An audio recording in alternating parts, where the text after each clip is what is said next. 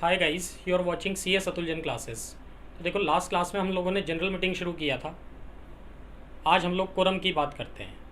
ठीक है, last class में हम लोगों ने नोटिस की बात की थी, सेक्शन 101 102 डिस्कस किया था। आज हम लोग कोरम की बात करते हैं। कोरम का सेक्शन है 103।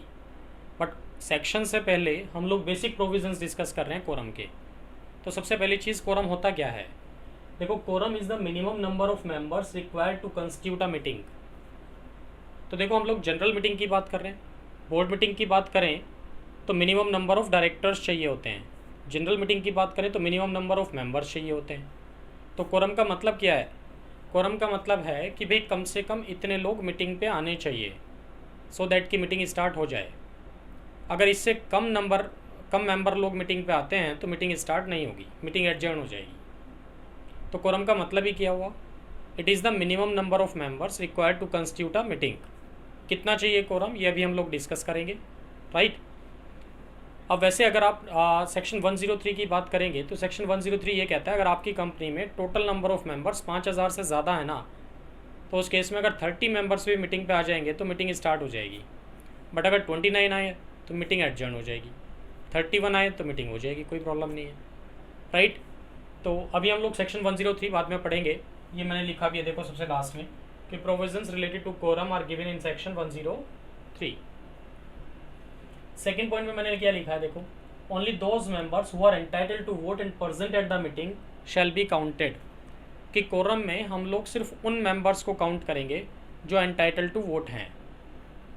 और दूसरी बात, जो मीटिंग पे प्रेजेंट हैं, ठीक है, सिर्फ उन्हीं का काउंट करेंगे, है ना।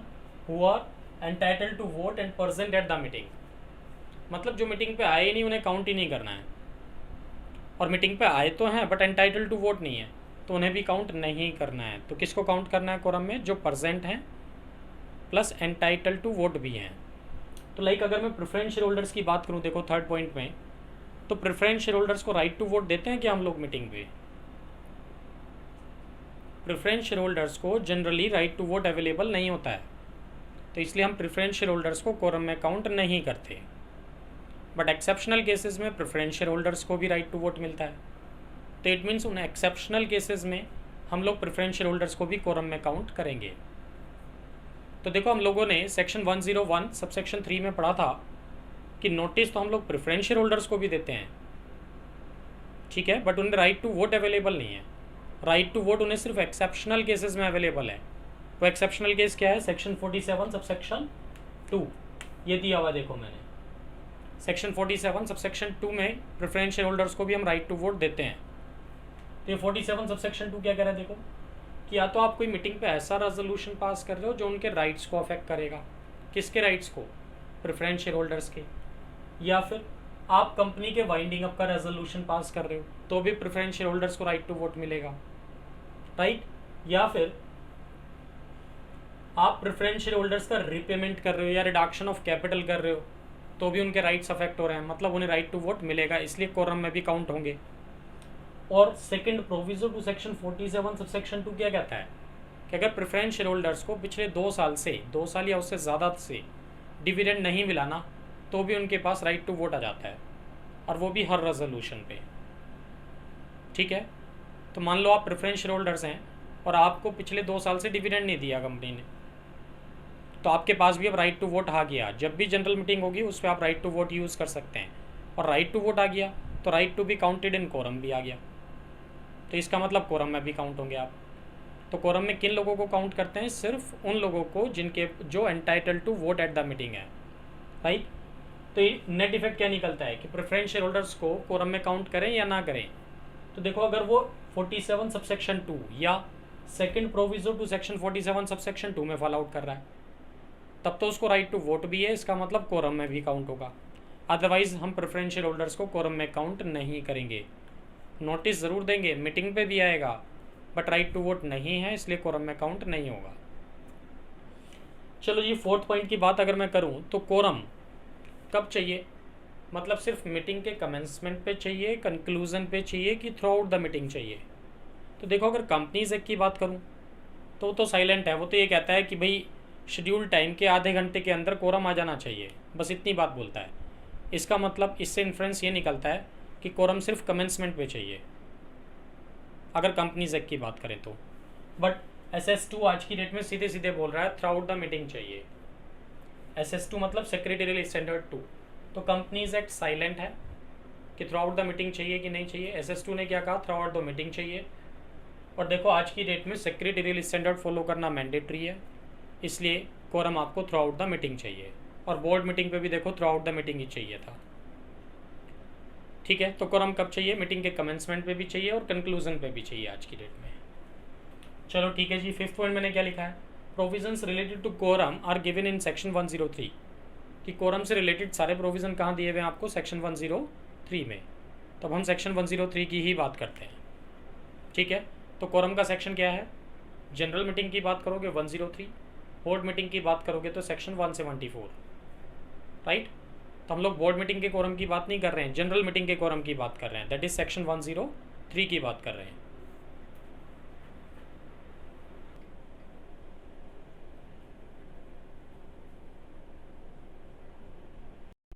तो देखो भाई, सेक्शन 103 की बात करते हैं हम लोग। सेक्शन 103 सबसेक्शन 1 क्या कह रहा है, unless the articles provide for larger number. तो इसका मतलब आर्टिकल्स के थ्रू आप कोरम को बढ़ा तो सकते हैं, घटा नहीं सकते। कंपनी से खुद कह रहा है, क्या कह रहा है देखो, unless the articles provide for larger number. तो अगर आर्टिकल्स में आपने कोरम को बढ़ा दिया तो फिर बढ़ा हुआ ही चलेगा, और कम कर दिया तो फिर तो जो यहाँ स्पेसिफाइड है वही चलेगा। मीन्स आर्टिकल्स के थ्रू आप कोरम को बढ़ा तो सकते हैं, घटा नहीं सकते। तो देखो 103 सबसेक्शन 1 क्या कह रहा है, अगर आपकी कंपनी पब्लिक कंपनी है तो कितना कोरम चाहिए। आपकी कंपनी में अगर total number of members equal to and less than 1000 हैं तो कितने मेंबर चाहिए, 5 members personally present shall constitute the quorum. Right, and in case total number of members are more than 1000 but equal to and less than 5000, then quorum required is 15 members personally present, and in case the members exceed 5000 then 30 members personally present shall constitute the quorum. Right, तो exactly अगर मैं कहूँ आपकी company में 5000 member हैं तो quorum कितना चाहिए, 15। अगर मैं आपसे कहूँ कि 5001 मेंबर हैं आपकी कंपनी में टोटल तो कोरम कितना चाहिए, 30। ठीक है, एग्जैक्टली 1000 मेंबर है आपकी कंपनी में टोटल तो कोरम कितना चाहिए, एग्जैक्टली 1000 है तो इक्वल टू देखो ऊपर है, मतलब 5 मेंबर्स पर्सनली प्रेजेंट। डन। और पर्सनली प्रेजेंट का मतलब प्रॉक्सी को काउंट नहीं करेंगे, पर्सनली मतलब मेंबर खुद आना चाहिए। ठीक है, प्रॉक्सी को काउंट नहीं करेंगे कोरम में। ठीक, तो कितने मेंबर्स चाहिए आपको कोरम, एज कोरम 5, 15 या 30 मेंबर्स पर्सनली प्रेजेंट आने चाहिए। ठीक है, अगर इतने मेंबर्स आते हैं मीटिंग पे तो मीटिंग होगी, अदरवाइज मीटिंग या तो एडजर्न होगी या कैंसिल होगी। प्राइवेट कंपनी की अगर मैं बात करूं तो कोरम कितना चाहिए, 2 मेंबर्स पर्सनली प्रेजेंट। राइट, और 103 सबसेक्शन 2 देखो क्या कह रहा है कि भैया कोरम के लिए आपको वेट करना है हाफ एन आवर का, आधे घंटे का वेट करना है शेड्यूल टाइम से। तो जो आपने मीटिंग के लिए नोटिस इशू किया होगा, नोटिस में शेड्यूल टाइम बताया होगा आपने कि मीटिंग का टाइम क्या रहेगा। तो मान लो मीटिंग का टाइम आपने सुबह 10 बजे का रखा है, तो वहां से कितनी देर वेट करना है कोरम का, आधा घंटा वेट करना है। कौन कहता है, 103 सबसेक्शन 2। तो मीन्स 10:30 तक वेट करना। अगर इतने मेंबर्स आ गए तो मीटिंग स्टार्ट होगी, वरना मीटिंग एडजर्न हो जाएगी। ठीक है, तो wait for half an hour if not present, कि अगर आधे घंटे तक भी कोरम नहीं आया तो क्या होगा, in case the meeting was called on requisition, कि अगर आपने मीटिंग ऑन रिक्विजिशन बुलाई थी सेक्शन 100 में तो ये मीटिंग कैंसिल्ड हो जाएगी। तो कंपनीज एक्ट 1956 में हम लोग वर्ड यूज़ करते थे डिसॉल्व्ड, मीटिंग डिसॉल्व हो जाएगी। बट 2013 में हम लोग क्या वर्डिंग्स यूज़ कर रहे हैं, कैंसिल्ड, कि मीटिंग कैंसिल्ड हो जाएगी। ठीक है, तो आपको याद होगा, मैंने बताया होगा, देखो पहले सेक्शन 100 में मीटिंग ऑन रिक्विजिशन के प्रोविजंस क्या हैं कि वैसे तो जनरल मीटिंग कौन बुलाता है, देखो बोर्ड ऑफ डायरेक्टर्स। बट अगर बोर्ड ऑफ डायरेक्टर्स मीटिंग नहीं भी बुला रहे हैं तो specified number of members request file करते थे कंपनी के पास, और अगर स्पेसिफाइड नंबर ऑफ मेंबर्स ने रिक्वेस्ट फाइल की है तो विद इन 21 डेज के अंदर अंदर बोर्ड ऑफ डायरेक्टर्स को इफेक्टिव स्टेप्स लेना ज़रूरी होता था। ठीक है, एंड विद इन 45 डेज तो मीटिंग एक्चुअल में हो जानी चाहिए थी। ठीक है, और 45 दिन के अंदर भी अगर मीटिंग नहीं हुई तो 3 महीने का टाइम होता था शेयर होल्डर्स के लिए। मेंबर्स लोग 3 महीने के अंदर अंदर मीटिंग बुला सकते थे खुद। तो ये वही वाला केस है सेक्शन 100 में कि मेंबर्स लोगों ने खुद तो मीटिंग बुलाई और खुद ही मीटिंग पे आए नहीं, तो मीटिंग क्या होगी, कैंसिल्ड हो जाएगी। तो इसका मतलब अगर आप मीटिंग ऑन रिक्वेजिशन फिर से बुलाना चाहते हैं तो सब कुछ राइट फ्रॉम बिगनिंग शुरू होगा। फिर से रिक्वेस्ट फाइल करो बोर्ड ऑफ डायरेक्टर्स के पास, फिर से 21 दिन 45 दिन का वेट करो, जब 45 दिन खत्म हो जाएंगे तब ये राइट आपके पास आएगा। डन, ठीक है। तो देखो अगर सेक्शन 100 वाली मीटिंग थी तो मीटिंग क्या हो जाएगी, कैंसिल, और बाकी सब केसेस में क्या होगा, meeting shall stand adjourned to the next week same time same place. तो बाकी सब केसेस में क्या होगा, अगर कोरम आधे घंटे तक नहीं आया तो मीटिंग एडजर्न हो जाएगी। एडजर्न होकर कब होगी, अब 7वें दिन होगी, सेम टाइम सेम प्लेस। हाँ, अगर बोर्ड ऑफ डायरेक्टर चाहें तो टाइम या प्लेस को चेंज भी कर सकते हैं। डन। 103 सबसेक्शन 3 क्या कहता है। अच्छा एक चीज़ हो, क्या ज़रूरी है आधा घंटा वेट करना? आधा घंटा कम से कम है कि ज़्यादा से ज़्यादा है? 103 सबसेक्शन 2 में जो लिखा है कि आधा घंटा कम से कम है, ज़्यादा से ज़्यादा है। देखो ये कम से कम है, ठीक है। आप ऐसा नहीं कर सकते कि आपने 25 मिनट के बाद ही मीटिंग को एडजर्न कर दिया।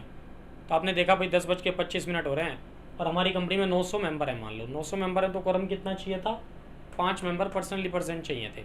मीटिंग पे आए 4, तो 10:25 हो रहे हैं, 4 लोग बैठे हैं, आपने सोचा यार 5 मिनट में कौन सा कोई आएगा, तो 10:25 पे आपने मीटिंग को एडजर्न कर दिया। आप ऐसा नहीं कर सकते। क्या ऐसा कर सकते हैं कि भाई 5 मिनट और वेट कर लें या 10 मिनट और वेट कर लें? ये कर सकते हैं। मतलब ये आधा घंटा कम से कम है, ज़्यादा से ज़्यादा नहीं है।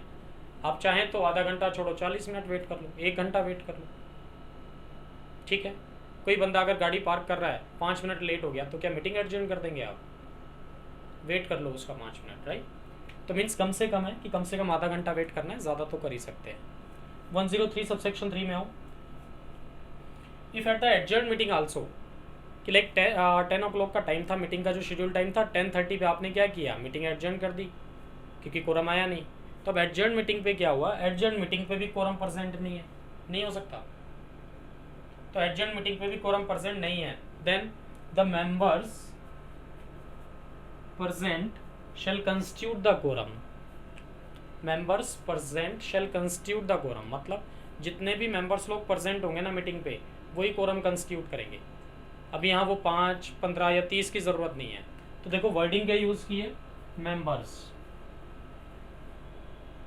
तो मतलब कम से कम 2 लोग आने चाहिए।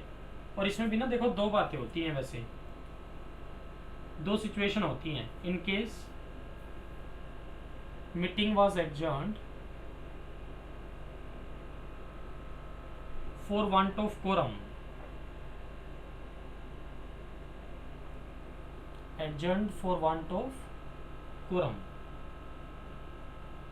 ठीक है। मतलब अगर मीटिंग एडजर्न हुई थी किस लिए, कोरम की वजह से, तो members present shall constitute the quorum, कि 2 भी आ जाएंगे तो काम चल जाएगा। But in case meeting was adjourn otherwise, in case adjourned otherwise means अगर आपकी जो मीटिंग थी वो किसी और रीज़न से एडजर्न हुई है, कोरम की वजह से एडजर्न नहीं हुई, किसी और वजह से एडजर्न हुई है, राइट। तो कितना कोरम चाहिएगा, तब तो देखो फुल कोरम चाहिएगा, ये याद रखना बात समझ में आई। कि अगर ओरिजिनल मीटिंग एडजर्न हुई थी कोरम की वजह से, तो एडजर्न मीटिंग पे कितना कोरम चाहिए, कहते हैं कितने भी आ जाएं, बस कम से कम 2 होने चाहिए।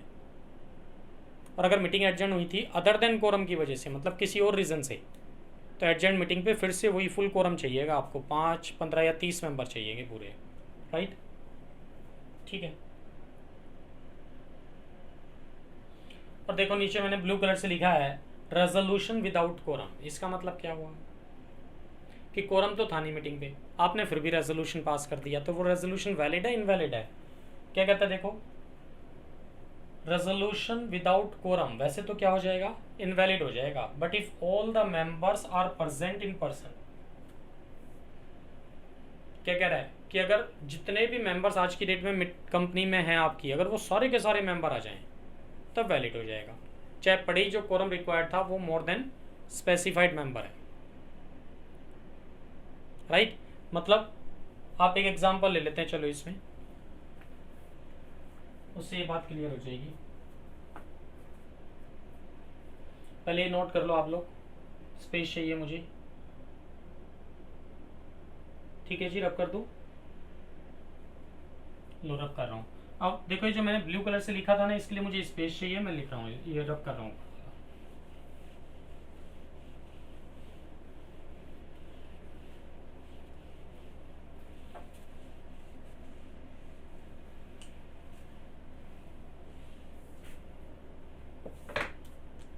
लो जी, इसका एक एग्जांपल ले लेता हूँ, उससे ये एग्जांपल से बात क्लियर हो जाएगी।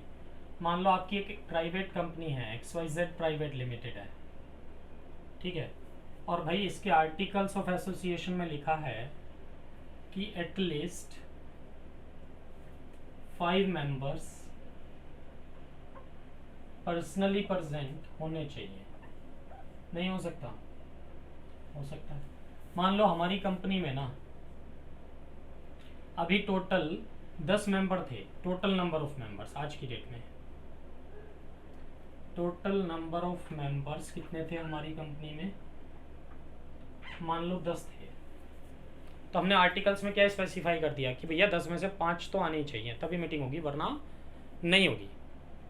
और जबकि कंपनीज एक्ट तो क्या कहता था, प्राइवेट कंपनी के केस में कोरम कितना चाहिए? 2 से भी काम चल जाएगा। बट आर्टिकल्स के थ्रू आपने लिमिट बढ़ा दी। तो सेक्शन 103 सब सेक्शन 1 भी तो ये कहता था कि आर्टिकल्स के थ्रू आप इस लिमिट को बढ़ा तो सकते हैं, घटा नहीं सकते, और आपने बढ़ा दिया। अब उसके बाद क्या हुआ, ये लो जी, लेटर ऑन 6 मेंबर्स की ना एक साथ डेथ हो जाती है अचानक। 6 members died in a car accident, है ना, 6 लोग बैठ के जा रहे थे जी कार में, 6 की डेथ हो गई। अब कितने बचे आज की डेट में? तो देखो आज की डेट में कितने मेंबर्स प्रेजेंट हैं एट प्रेजेंट, कितने मेंबर्स हैं? 10 में से 6 की डेथ हो गई, बचे कितने? 4। तो आज की डेट में सिर्फ 4 मेंबर हैं जी कंपनी में, और कोरम रिक्वायर्ड कितना है? 5 आर्टिकल्स के थ्रू। तो वो ना ये कहना चाह रहा है कि आर्टिकल्स में लिखा रहने दो 5, अगर ये 4 के 4 मीटिंग पे आ जाए ना, अगर ये 4 के 4 मीटिंग पे प्रेजेंट हैं, ठीक है, ये 4 के 4 मीटिंग पे प्रेजेंट अगर हैं तो ये मीटिंग वैलिड हो जाएगी। ये लो, ये कहना चाह रहा है बस, अगर ये 4 के 4 आ जाए तो मीटिंग वैलिड हो जाएगी और रेजोल्यूशन भी वैलिड है। डन। ये था जी इस ब्लू कलर का मतलब। समझते हैं ये बात? इसको नोट करो यहाँ तक, फिर चलते हैं आगे।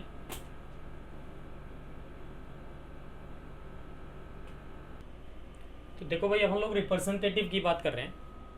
अगर कंपनी अपना रिप्रेजेंटेटिव अपॉइंट करती है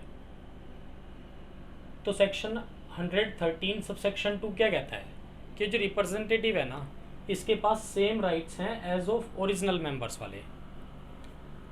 आप ऐसे समझो, देखो एक कंपनी मेंबर है दूसरी कंपनी की, हो भी सकती है। तब जब कंपनी मेंबर है तो कंपनी के एजीएम पे कंपनी खुद तो जा नहीं सकती चल के, कोई नेचुरल पर्सन तो है नहीं।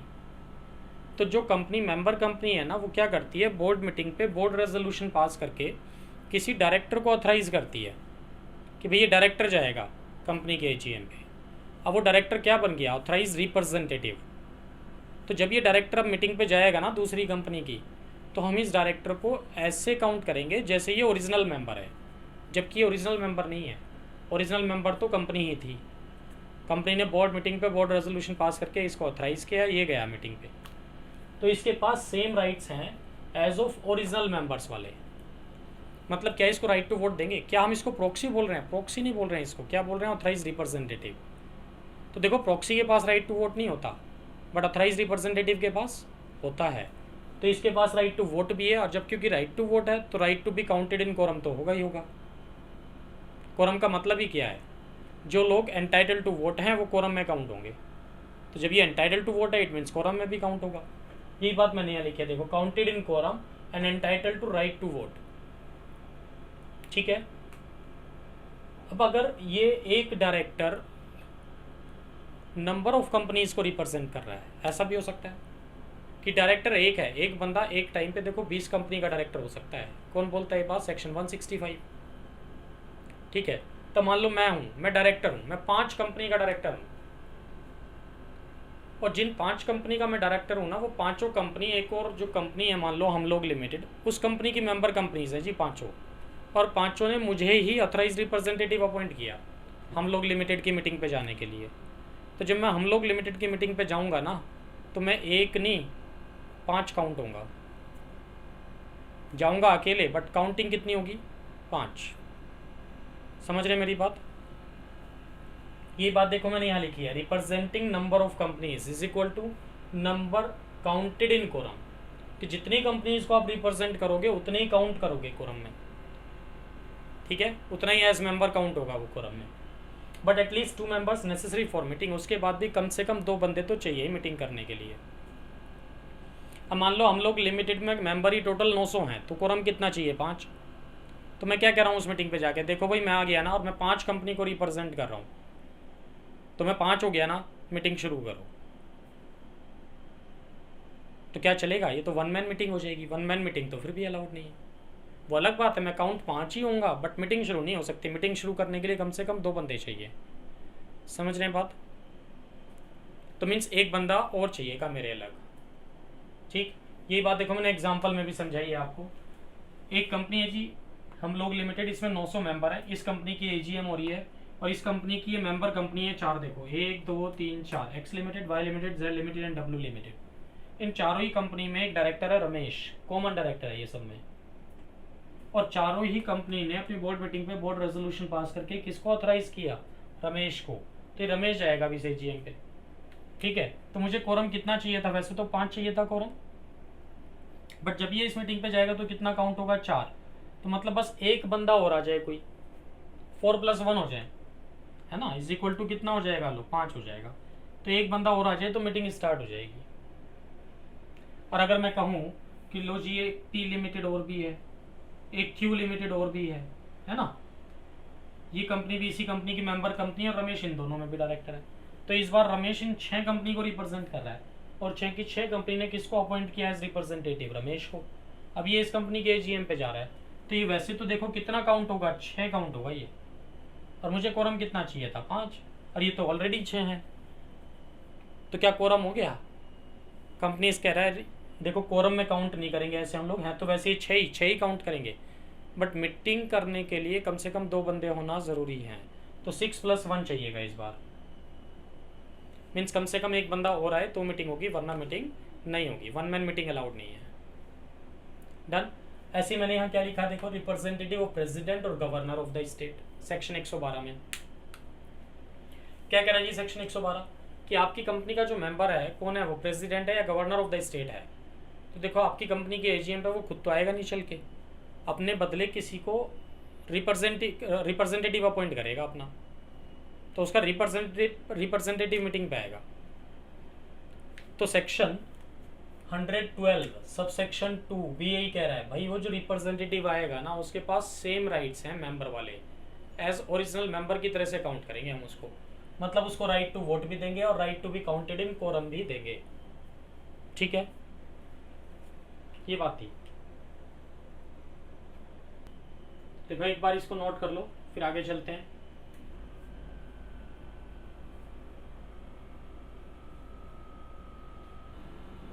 देखो भी रब करती इसको नोट कर लिया आप लोगों ने, ठीक है जी। तो देखो मैं रब कर देता हूं इसको, ठीक है।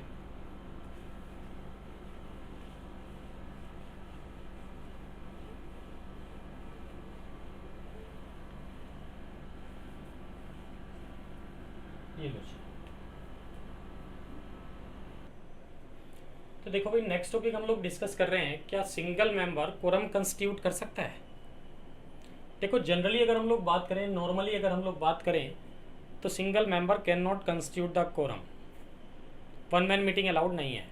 बट एक्सेप्शनल केसेस में single member can constitute the quorum, that is 1 man meeting is allowed.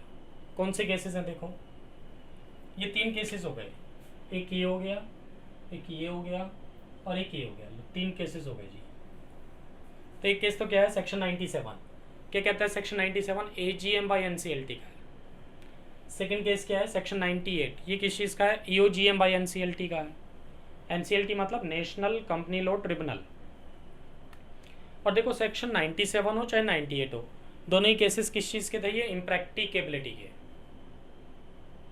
ठीक है। तो इम्प्रैक्टिकेबिलिटी के केसेस किस तरह के थे इसमें, लाइक आपकी कंपनी ना प्राइवेट कंपनी है और उस प्राइवेट कंपनी में भाई 2 ही मेंबर हैं बस, मान लो एक मिस्टर एक्स है और एक मिस्टर वाई हैं, and they are not on speaking terms, दोनों में बोलचाल भी नहीं है, लड़ाई झगड़ा हो रहा है। एक मीटिंग बुलाता है तो दूसरा नहीं जाता, दूसरा बुलाता है तो पहला नहीं जाता।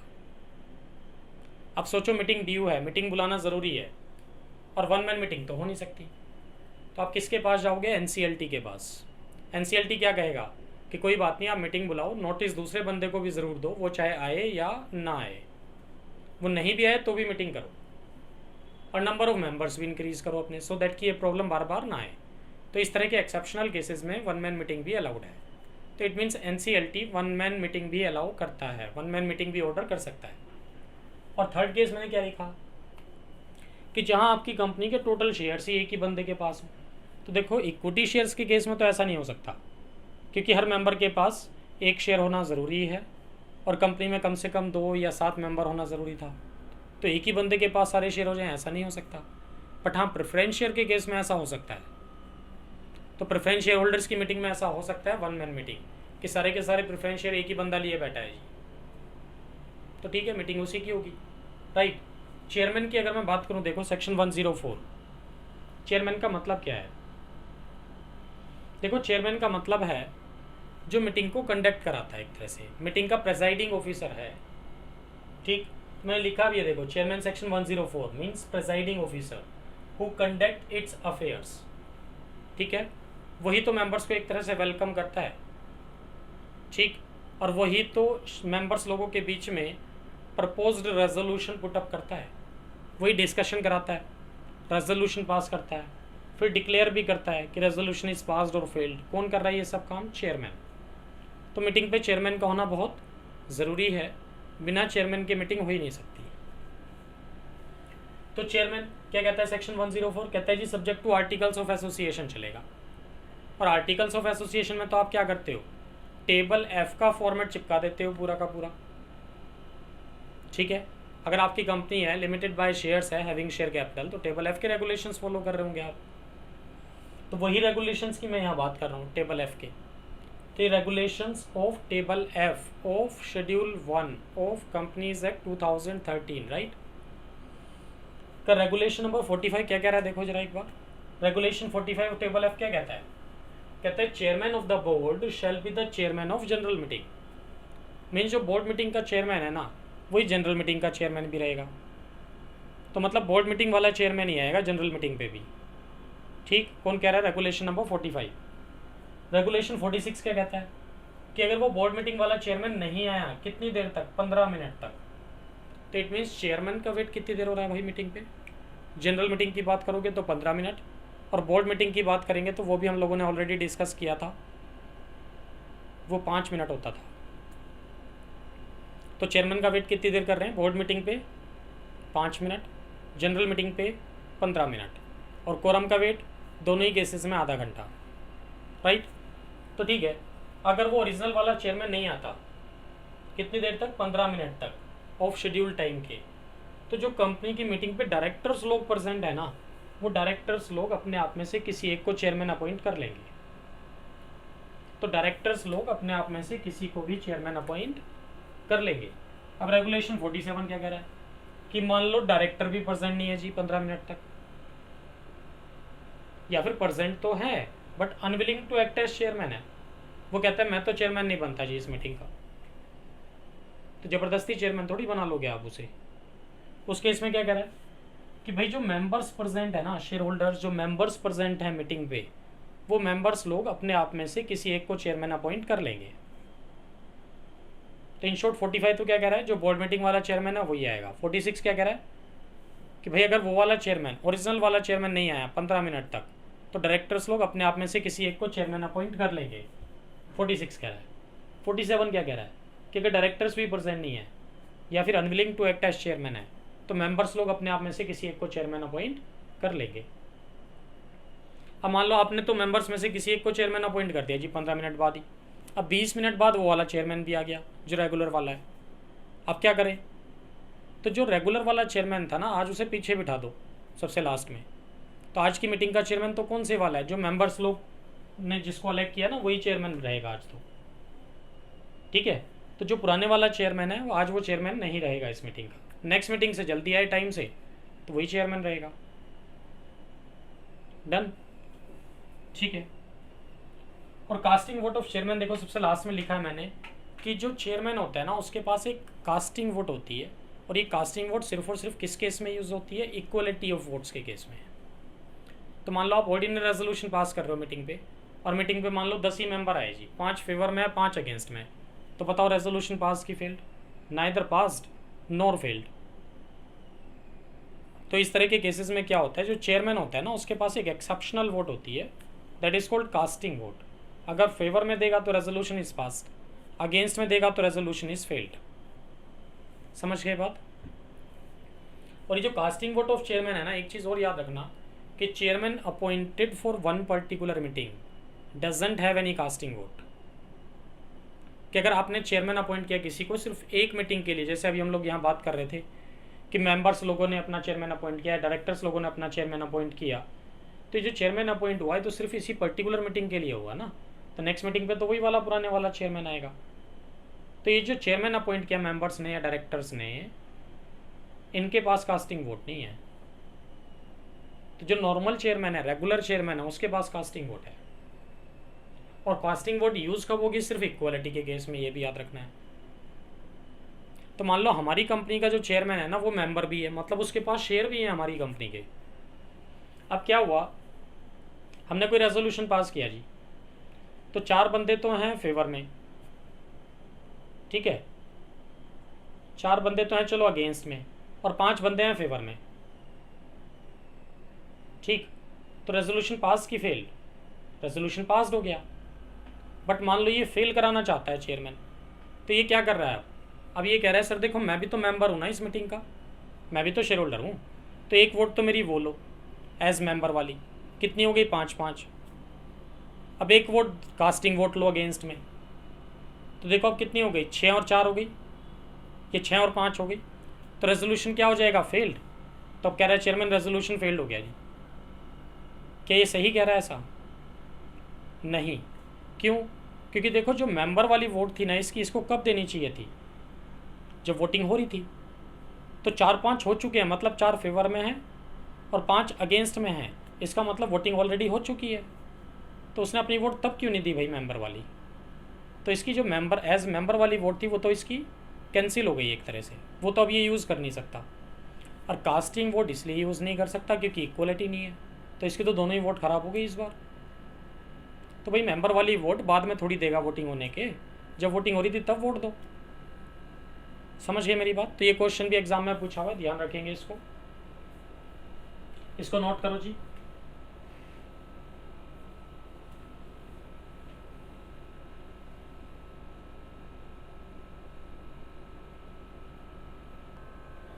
तो देखो भाई रब कर दो इसको, मैं नोट कर लिया सबने, लो जी रब कर रहा हूँ। अब छोटा सा एक पॉइंट और है, उसके बाद हम क्लास को वाइंड अप करेंगे, नेक्स्ट क्लास में डिस्कस करेंगे प्रॉक्सीज, है ना। एक छोटा सा पॉइंट और बचा हुआ है, बस ये और डिस्कस कर लेता हूँ मैं।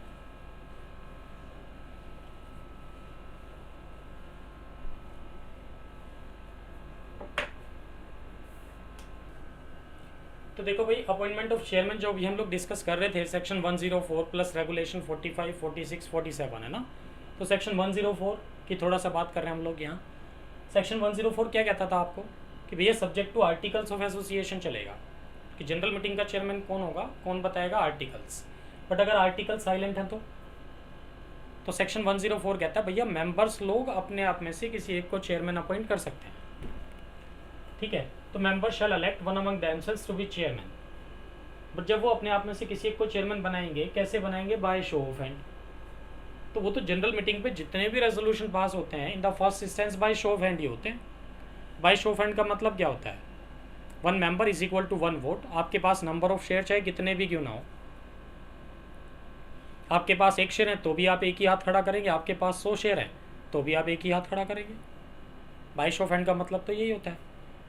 तो जनरल मीटिंग पे इन द फर्स्ट इंस्टेंस जब भी रेजोल्यूशन पास होता है कैसे होता है? By show of hand. But अगर कुछ specified number of members demand for poll करें सेक्शन 109 में, तो वोटिंग कैसे होगी? अब बैलेट पेपर के थ्रू होगी, और उसमें आपके पास नंबर ऑफ शेयर होल्डिंग भी देखा जाएगा, उससे पेड अप वैल्यू भी देखी जाएगी। समझते हैं मेरी बात? तो in the first instance resolution हमेशा ही कैसे पास होता है जनरल मीटिंग पे? By show of hand. तो चेयरमैन को अपॉइंट करने हैं उसके लिए भी रेजोल्यूशन कौन सा पास हुआ होगा? By show of hand. ठीक है, बट हमने शो ऑफ हैंड से मान लो मिस्टर एक्स को अपॉइंट कर दिया जी चेयरमैन। उसके बाद रेजोल्यूशन पास होने के बाद कुछ मेंबर्स या specified number of members demand for poll कर बैठे, कहते सर ये तो एक गलत बात है, इनके पास एक एक शेयर है, तब भी इन्होंने एक हाथ खड़ा किया, तो हम तो डिमांड फॉर पोल कर रहे हैं, मतलब वोटिंग कैसे करो? बैलेट पेपर के थ्रू करो। मतलब अब दोबारा से वोटिंग होगी। कैसे होगी? बैलेट पेपर के थ्रू होगी। उसमें आपकी शेयर होल्डिंग भी देखी जाएगी, पेड अप वैल्यू भी देखी जाएगी। अब मान लो बैलेट पेपर के थ्रू जो हमने वोटिंग की अब इस बार, तो इस बार चेयरमैन अपॉइंट हो गया भाई, तो बाकी मीटिंग के लिए चेयरमैन कौन रहेगा भाई? तो ये बात मैंने यहाँ लिखी है, देखो, member shell elect one among themselves to be the chairman by show of hand, but if poll is demanded under section 109, कह सकते हैं, but if poll is demanded under section 109 then it will be taken immediately। मतलब वो कहना चाह रहा है कि वोटिंग थ्रू बैलेट पेपर होगी और वो भी अभी के अभी होगी, टाइम पीरियड नहीं मिलेगा आपको। ठीक है, तो जब भी डिमांड फॉर पोल होगी तो वोटिंग दो तरह से होती है, या तो इमीडिएटली या फिर आपके पास 48 घंटे तक का टाइम होता है। तो दो केसेस में इमीडिएटली होती है। कौन से दो केसेस हैं? या तो एडजर्नमेंट ऑफ द मीटिंग या अपॉइंटमेंट ऑफ चेयरमैन, और बाकी केसेस में आपके पास 48 आवर्स तक का टाइम होता है कि कोई बात नहीं, 48 आवर्स के अंदर अंदर आप वोटिंग थ्रू बैलेट पेपर कर देना। बट दो केसेस में इमीडिएटली चाहिए, कब कब? Appointment of chairman and adjournment of the meeting. ठीक, तो यहाँ अपॉइंटमेंट ऑफ चेयरमैन की बात हो रही है, मतलब इमीडिएटली करानी पड़ेगी जो वोटिंग थ्रू बैलेट पेपर, अभी के अभी बैलेट पेपर डिस्ट्रीब्यूट कराओ आप, राइट। और अगर वोटिंग थ्रू बैलेट पेपर जब हमने पास किया, रेजोल्यूशन थ्रू बैलेट पेपर, या ठीक है इफ पोल इज डिमांडेड, तो वोटिंग कैसे किया हमने? बैलेट पेपर के थ्रू। तो उसमें मान लो कोई और दूसरा बंदा अपॉइंट हो जाता है चेयरमैन, तो जो दूसरा बंदा है वो चेयरमैन रहेगा मीटिंग का, ये कहना चाह रहा है। He shall be the chairman of the rest of the meeting. तो देखो मैंने एक एग्जांपल भी दिया है यहाँ आपको। हमारी कंपनी है XYZ लिमिटेड, इन्होंने चेयरमैन अपॉइंट किया था मिस्टर एक्स को, और वो भी बाय शो ऑफ हैंड से। चलो जी, शो ऑफ हैंड से रेजोल्यूशन पास भी हो गया, चेयरमैन ने डिक्लेयर भी कर दिया। उसके बाद क्या हुआ, सेक्शन 109 में ना डिमांड फॉर पोल हो गई। कुछ स्पेसिफाइड नंबर ऑफ मेंबर्स ने क्या कहा कि सर वोटिंग बैलेट पेपर के थ्रू करो। ठीक है, उसके बाद हमने वोटिंग थ्रू बैलेट पेपर कराई जी। और देखो ये वोटिंग थ्रू बैलेट पेपर जो होगी ना, सारी प्रोसीडिंग, सारा प्रोसीजर कौन फुलफिल करेगा? बेचारा मिस्टर एक्स। ठीक है, भाई शो ऑफ हैंड में ये चेयरमैन अपॉइंट हुआ था ना, तो ये खुद ही रेजोल्यूशन पास करा रहा है कि इस मीटिंग का चेयरमैन अब मैं रहूंगा आगे का चेयरमैन, या नए वाला बंदा रहेगा। मिस्टर एक्स रेजोल्यूशन पास करेगा, सारी ड्यूटी इसी की है चेयरमैन की। कब तक? जब तक कोई नया चेयरमैन अपॉइंट नहीं हो जाता। ठीक है, तो मिस्टर एक्स की ड्यूटी है जी ये प्रोसीडिंग्स कराने की पूरी। अब मान लो वोटिंग थ्रू बैलेट पेपर जब हुई तो मिस्टर वाई अपॉइंट हो गया एज चेयरमैन, तो बस ठीक है, अब मिस्टर वाई रहेगा चेयरमैन आज की मीटिंग के लिए भी और आगे की मीटिंग्स के लिए भी। ये बात थी जी चेयरमैन की। तो आज हम लोगों ने क्या डिस्कस किया? देखो सेक्शन 103 एंड 104। 103 किसका था? कोरम का था। ठीक है, 103 सब सेक्शन 1 में कोरम की लिमिट स्पेसिफाइड थी कि 5, 15 या 30 मेंबर, प्राइवेट कंपनी है तो 2 मेंबर। 103 सब सेक्शन 2 ये कहता था कोरम के लिए आधे घंटे का वेट करना है।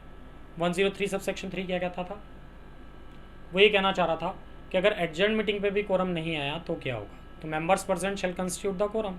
और सेक्शन 104 किस चीज़ का था? चेयरमैन का, कि चेयरमैन कौन होगा मीटिंग का? कहते हैं आर्टिकल्स में स्पेसिफाइड होगा, नहीं है तो कहते फिर ये प्रोविज़न चलेगी।